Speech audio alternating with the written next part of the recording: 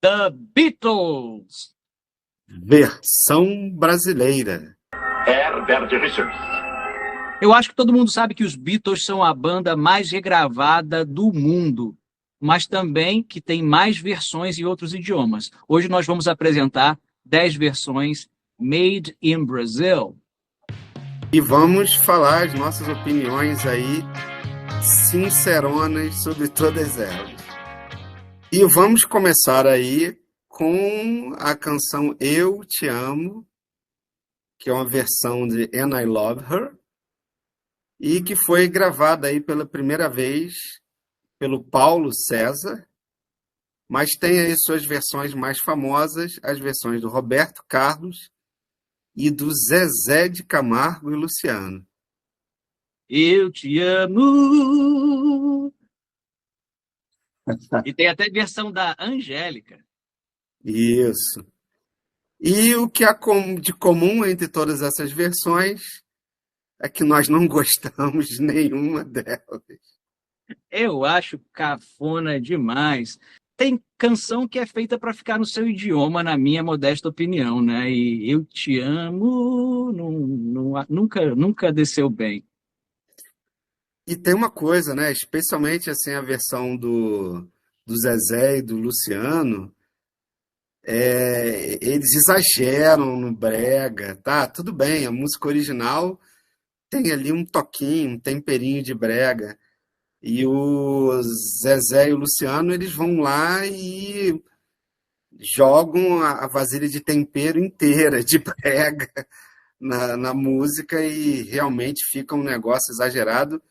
E a versão do Roberto Carlos, uma coisa grandiloquente demais, aqueles arranjos de orquestra no meio, uma coisa que foge completamente assim, da essência bem simples da canção, né?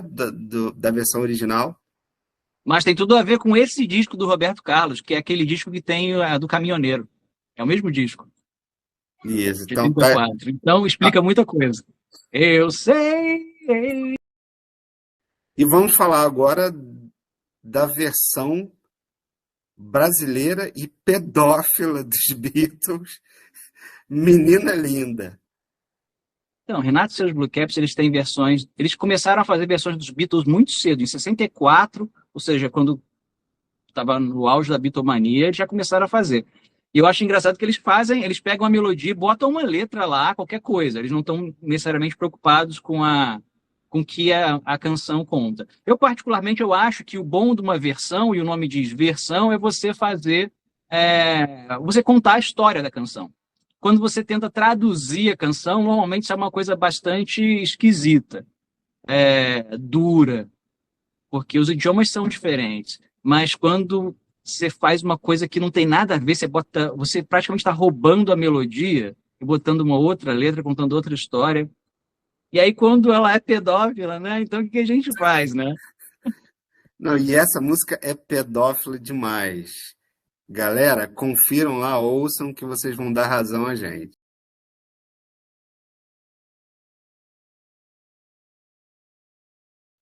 Falando em versão que conta uma outra história, nós temos Hey Jude, que a galera da idade do Evandro e da minha idade, que sou um pouco mais novo que ele, certamente lembra do Kiko Zambianchi, mas que também foi gravada pelo Paulo César lá atrás. E Hey Jude, pra que chorar por alguém que não te ama? A canção feita pelo Paul McCartney para consolar o Julian Lennon na separação dos pais virou uma música brega consolando alguém que está com dor de corno. É basicamente isso, né?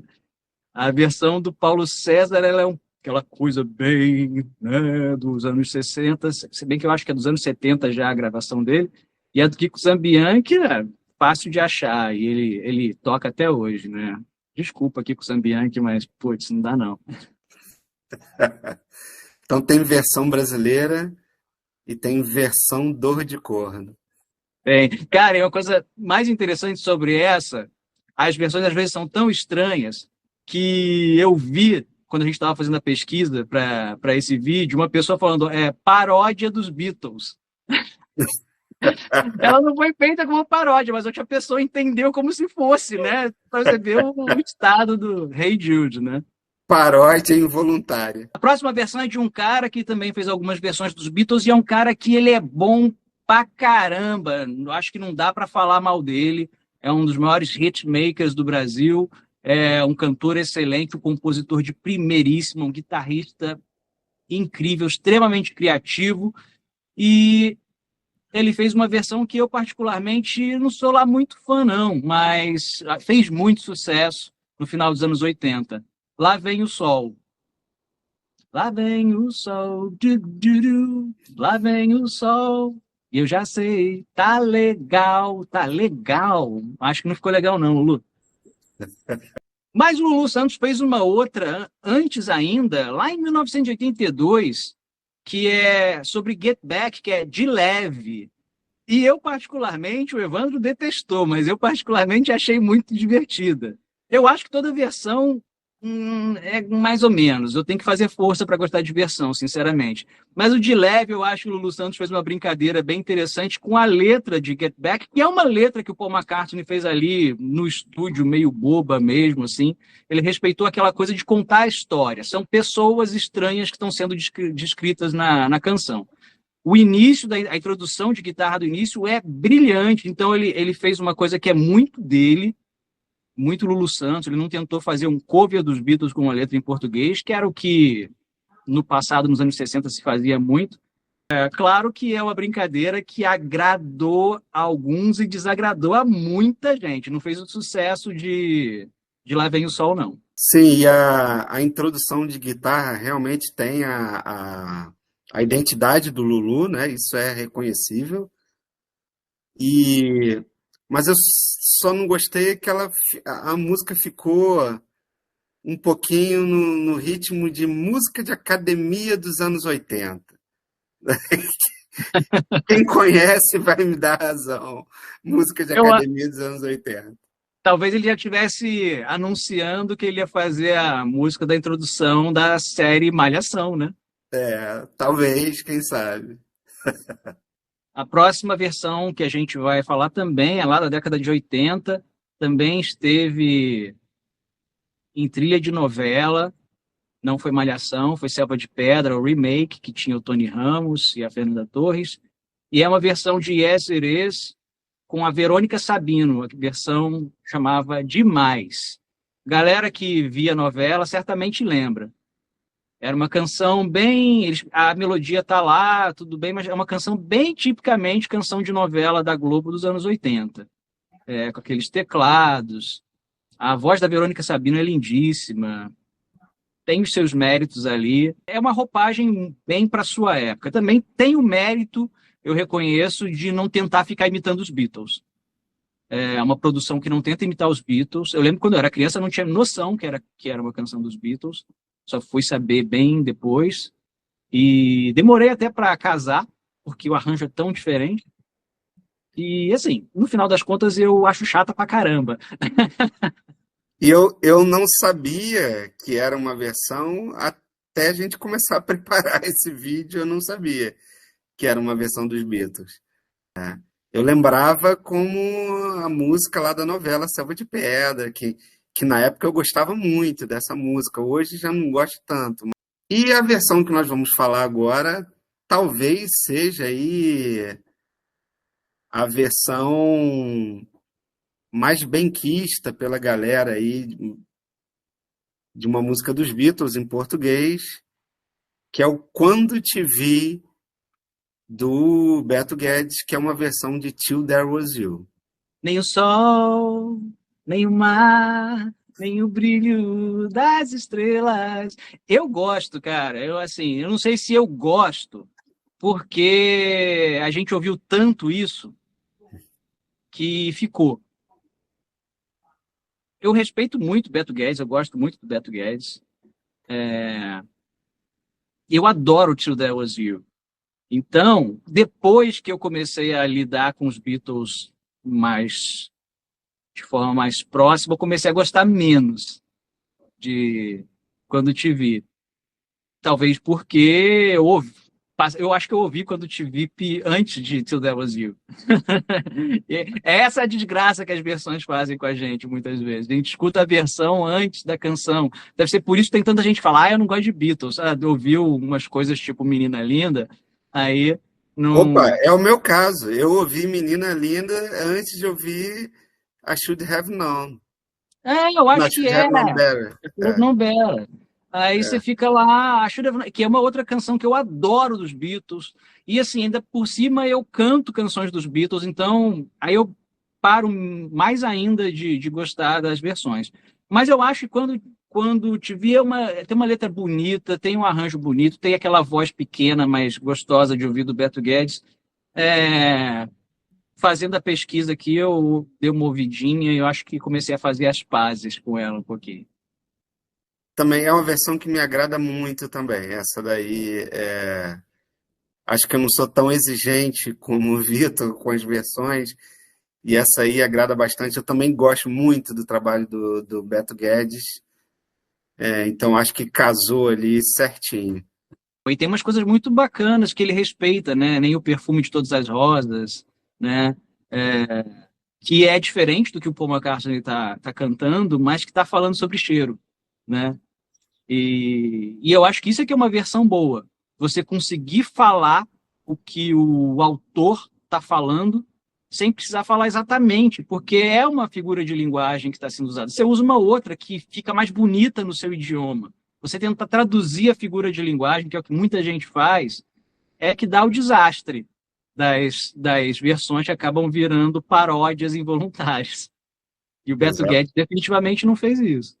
E uma outra versão brasileira é o Você Ainda Pode Sonhar, que é uma versão de Lucy in the Sky with Diamonds, que tem aí a primeira gravação do Raul Seixas e a segunda, que aí já é uma versão mais roqueira, do Ira, da banda paulista Ira. E eu acredito que a maioria das pessoas deve conhecer a do Ira, né? Porque é bem mais recente. Eu mesmo fui conhecer a versão do Raulzito e seus Panteras, né? A banda do Raul Seixas, que é de 68. Agora pesquisando. Eu sabia que tinha uma versão anterior à do Ira, mas eu nunca tinha ouvido. Fui procurar. Eu confesso que eu gosto mais da do Ira. Raul Seixas que me perdoe.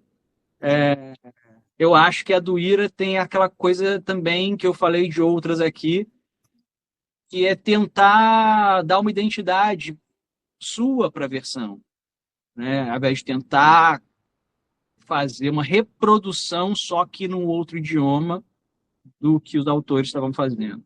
Exatamente, é uma versão que tem muita identidade do Ira, não é? Das guitarras do Edgar, tá tudo ali, uma pegada mais roqueira. Realmente tem a identidade da banda e não simplesmente uma cópia do O estilo. Raulzinho e os Panteras tentaram fazer a psicodelia, aqueles teclados, mas sabe aquela coisa que parece que faltou a qualidade do estúdio, né? Do engenheiro de som dos Beatles, faltou o Jeff Emerick para poder fazer o som ficar legal. Aí aí vira um Beatles com todo respeito, Raul Seixas, que você é o cara, mas fica uma coisa meio Beatles de quinta, ao invés de um Raul Seixas de primeira, né? E eu acho que esse é o problema, muitas vezes, quando você faz uma versão tentando, ou qualquer coisa, quando você é um artista que quer cantar imitando o seu ídolo, né? Você não vai ser igual ao seu ídolo, você vai acabar sendo o seu ídolo de quinta categoria, né? E aqui vai mais uma canção que eu conheci primeiro a versão, né? Que é a versão do Zé Ramalho, com a participação do Erasmo Carlos cantando, que é o Tolo na Colina, uma versão de The Fool on the Hill. E é uma versão que também é bem bacana nisso, de tentar contar a história da canção, mas o título engana, né? Porque o título é a tradução literal, é o Tolo da Colina, The Fool on the Hill. né? Mas eu acho que o Zé Ramalho, ele gosta de Beatles pra caramba, né, cara? Eu acho que isso ajuda o cara a fazer versão. Eu acho que eu penso nisso agora, penso num cara como o Zé Ramalho fazendo uma versão dos Beatles, eu gostando ou não, porque versão eu sempre não vou gostar um pouco, né? Mas quando o cara gosta, mas gosta de verdade, né? Que ela gosta porque tá tocando no rádio, tá na moda. Ele mergulha naquilo, ele entende a essência, então a tendência é que ele faça uma coisa com muito mais qualidade do que, sei lá, desculpa, Renato e seus Blue Caps, nada contra vocês, mas que vira uma coisa assim, vamos fazer porque está tocando pra caramba, então a gente quer capitalizar fazendo uma versão do negócio que está vendendo, né? Eu acho que é que você acaba não tendo a mesma profundidade no que você está fazendo. E nessa canção, né, o Tolo na Colina, o Zé Ramalho entendeu muito bem o clima, a essência da canção original, sem ser uma tradução do original, sem ser uma tradução literal ali. E tem o estilo Zé Ramalho, né? A canção tem o estilo Zé Ramalho, não é uma cópia do estilo dos Beatles. Então, essa versão me agrada muito, a do Zé Ramalho, e, curiosamente, é uma das menos conhecidas aqui dessa lista que nós estamos falando. E vamos fechar aqui a nossa lista com chave de ouro, com a versão da nossa rainha aí do rock brasileiro, a Rita Lee, a versão Minha Vida, a canção Minha Vida, versão da canção dos Beatles, In My Life. Essa também a gente escolheu, mas a gente poderia ter escolhido outras. A Rita Lee fez um disco dedicado a Beatles em 2001, mas ela fazia covers e versões. Então ela fez algumas versões também, inclusive da Bode e a Cabra. E a galhofeira de marca maior que ela era. Mas essa não. Minha Vida é uma versão, realmente. Todo mundo deve ter ouvido em algum momento, mesmo que não tenha registrado. É relativamente recente. Recente para mim, 2001, né? Então, assim, para quem tem a nossa idade mais ou menos, vai entender que 2001 é recente, sim. E é bem bonito, é bem gostoso, aquela voz gostosa da Rita Lee, é bem respeitosa com os Beatles, ela, como grande fã dos Beatles que ela era, obviamente ela ia ser respeitosa. Até quando ela faz o Bode e a Cabra, ela sabe que os Beatles iam achar graça também, se eles soubessem que ela fez uma versão do Bode e a Cabra. Vitor, dá uma palhinha aí do Bode e a Cabra, então, pra gente. Ele é muito filha da puta. Fica com um bônus, né? Essa fica com um bônus no vídeo. É assim. O bode saiu com a cabra e foram andar a pé. O bode pisou na cabra. A cabra gritou mé. A cabra gritou mé. Rita Lee, cara. Rita Lee, por que você foi embora, Rita Lee? Voltando no Minha Vida, eu achei uma versão assim bastante elegante, né, dos Beatles. Então, enquanto algumas versões que nós falamos, principalmente no início do vídeo, não tem elegância alguma, essa é uma versão classuda. Bem diferente de a cabra então se contorcia de dor no pé, pois não havia o que curasse o chulé, o chulé, o chulé.